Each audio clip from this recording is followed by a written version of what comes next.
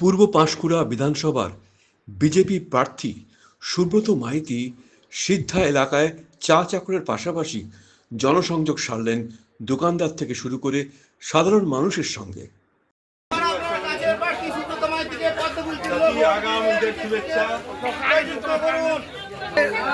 মা আশীর্বাদ করুন। কি হয়েছে মা?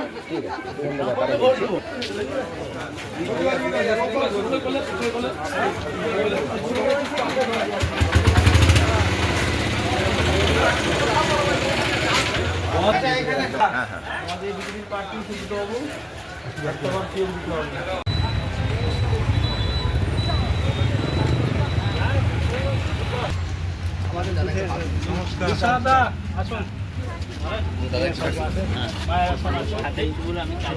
না না ঠিক আছে, আশীর্বাদ করবেন।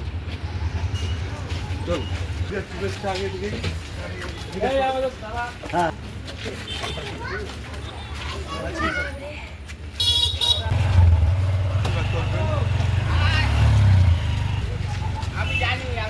আমাদের একদম মামা কথা মামা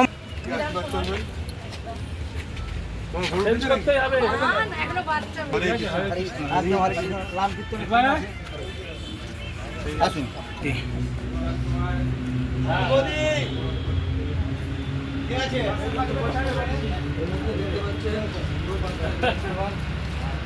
এসব আমাদের সব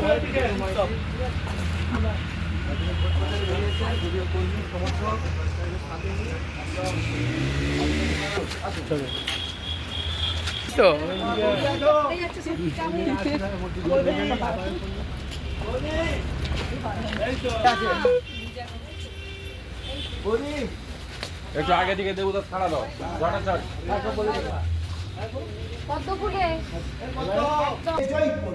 জয় করুন 2026 নির্বাচনে জিতবে কে?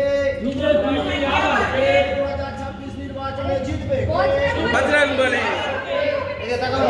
সিদ্ধা বাজারে প্রথমে একটা চায়ের দোকানে চা চক্র করলাম, কিছু কিছু গৃহ অভিযান করলাম, সব বড় যারা আছে ওনাদের কাছে আশীর্বাদ নিলাম, মায়েদের কাছ থেকে আশীর্বাদ নিলাম।